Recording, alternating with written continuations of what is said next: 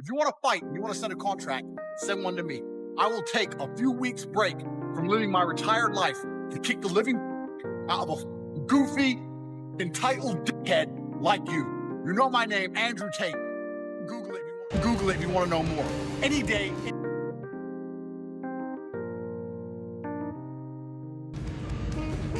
And you turned on Netflix that night. We were like, holy fuck, I'm about to see the greatest live sporting event of all time. Dana White has officially locked in Jake Paul versus Andrew Tate.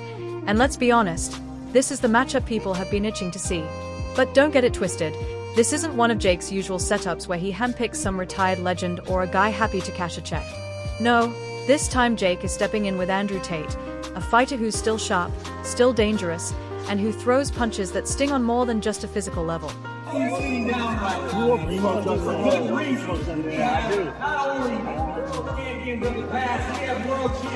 here's the kicker. This fight actually means something. Tate isn't just here for clout.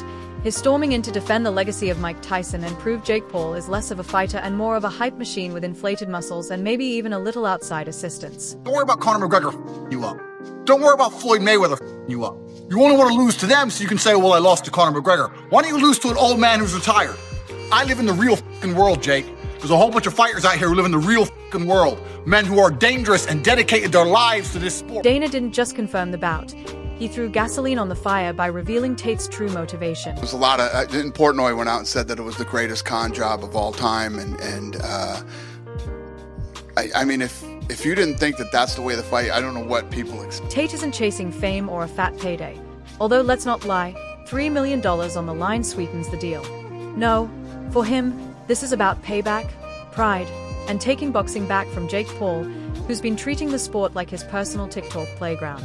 After Jake's awkward circus against Mike Tyson, a fight many fans called a tragic comedy. But I'm trying so hard to not start internet beefs. I'm really trying not to.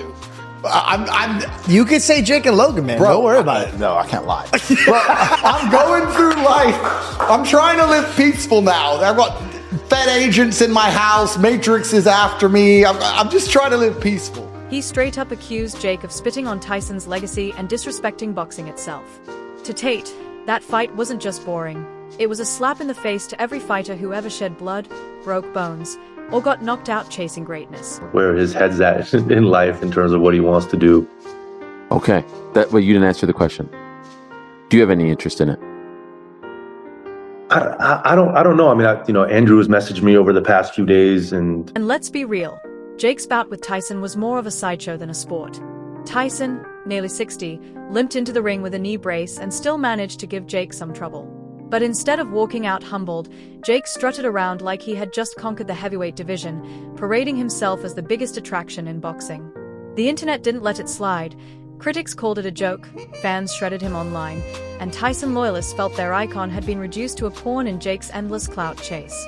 But now Andrew Tate is stepping up, a gladiator out of retirement, ready to silence Jake Paul in a way Tyson couldn't. Yeah, he'll never do that, though. He knows. He knows way. One, he's under contract. And he's not his own boss. And two, he won't do it. He knows better. And Tate's not one for subtlety. He never has been. He's been crystal clear. Jake Paul needs a reality check, and Tate is happy to deliver it. Forget the staged presses and fake smiles. Tate is putting up $3 million of his own money. Winner takes all. To him, this isn't about a paycheck or internet buzz. Let's do it. No, seriously. Let's do it. Action. Like, I'm less talk now. Let's just fucking go. But you know for a fact, me and Jake will travel to Romania. We will make this happen. We'll do it wherever you want, whatever conditions you want. 2 brothers, 1 cage. It's a bold reminder that boxing belongs to real fighters, not internet personalities with inflated egos and questionable training. And Tate's resume isn't for show. 4-time world champ, decades of experience, and a highlight reel that proves he's dangerous. Meanwhile, Jake, oh, Jake. He's the poster boy for an era of boxing nobody really asked for. After his Tyson stunt, Jake went right back to his playbook, dismissing the critics, doubling down on the drama, and spinning every backlash as jealousy. He even mocked Tate, calling him a washed-up kickboxer, and couldn't resist throwing shade at Carl Froch in the process. Classic Jake, dragging people into his circus, tossing insults, and cashing in. Good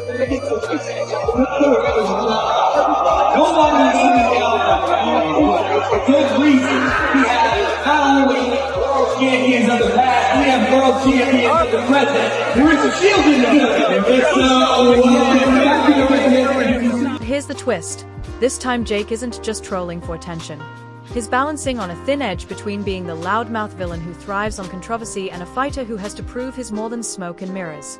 A loss to Tate won't just bruise his ego, it could shake the very foundation of everything he's built on staged fights and viral moments.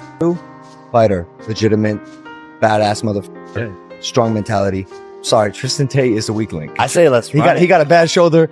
He's shaped like a gingerbread man. I don't want no beef, but that's delusion. PFO will set this up.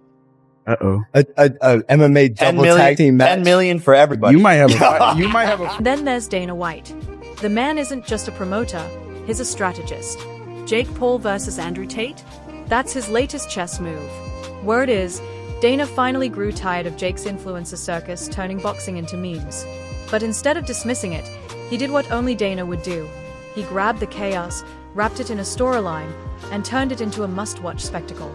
Enter Andrew Tate, not here for fame, but for war. A fighter with credentials, grit, and enough disdain for Jake Paul to light up the entire Vegas Strip. Jake is actually quite a nice guy. I met Jake and he's actually quite a nice guy. I wanted to jump back in there and teach him all a lesson. And there were some fights on the card, some big fights for me being organized in November. Dana didn't mince words either. He called this fight the ultimate mix of skill, drama, and storytelling. Translation, it's going to be brutal, but you won't be able to look away. And when Dana White talks like that, you know it's serious. He's not just selling punches, he's selling a moment big enough to pull combat sports out of the influencer quicksand Jake's been stomping around in. His fingerprints are all over this, from keeping both camps in check, to locking in fair rules, to making sure it doesn't turn into some TikTok stunt. Dana took what could have been a cringy internet feud and turned it into the fight everyone's watching. While you're next training, I know you're only 18 days away from a fight, but next time you're training and you want some sparring, fly to Romania and we'll spar and we'll film it and we'll decide if we want to release it or not afterwards. But I have no problem. We can have a sparring match anytime. That's easy, let's right? Let's do it, guys. I'm down for that, but we can't. But we can't release it for free. That's like, it's like giving the people what they want. Now don't get me wrong. Dana's not doing this just for honor and glory. The man sees numbers. Jake's Tyson fiasco may have been a mess for purists, but it pulled 65 million viewers and over $18 million in sales. Dana knows there's gold in these influencer fights, but if they flop, it's his reputation on the line too. That's why he stacked the deck. And Andrew Tate? He's not some random name.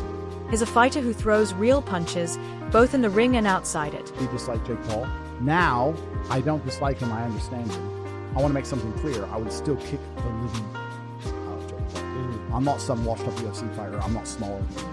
I would beat the living shit out of him. And if he wants to fight, I'll fight him. He knows that. However, I do understand what he's doing. I understand that he is very, very smart, even with his marketing angle. I'm just a YouTuber. You're not just a YouTuber. You're a full-grown man. You're the best coaches in the world. He's dedicated his life to learning how to box. 2 years. You know how to box. You're not a complete amateur. You know how to box very well. 3, 4, 5 years of training combat sports. And Tate has made it personal. He's calling out Jake for every fake win, every ego trip, every carefully staged moment. In Tate's eyes, Jake's whole career is nothing more than a reality show with gloves. While Jake's fans gush about his impact on boxing, Tate reminds everyone that real fighters don't pad their records with retirees and gimmick matches. He's been especially harsh about the Tyson fight, calling it a money grab. Say he would call you to fight. Would you take it? Yeah, I mean, Jake and I actually talk. He's an all right guy. There was a time we were talking about fighting each other, and I think if this arrest didn't happen, it probably would have come to fruition. We'll see what happens in the future. We'll see. Perhaps. And this isn't just trash talk. Tate knows how to play the mental game. He's been dismantling Jake's image piece by piece, branding him a fraud, mocking his theatrics, and promising to drag him into a fight where hype means nothing. Tate swears is going to remind Jake what boxing really is: skill, toughness, and heart. Meanwhile, Jake is still being Jake, throwing jabs on social media,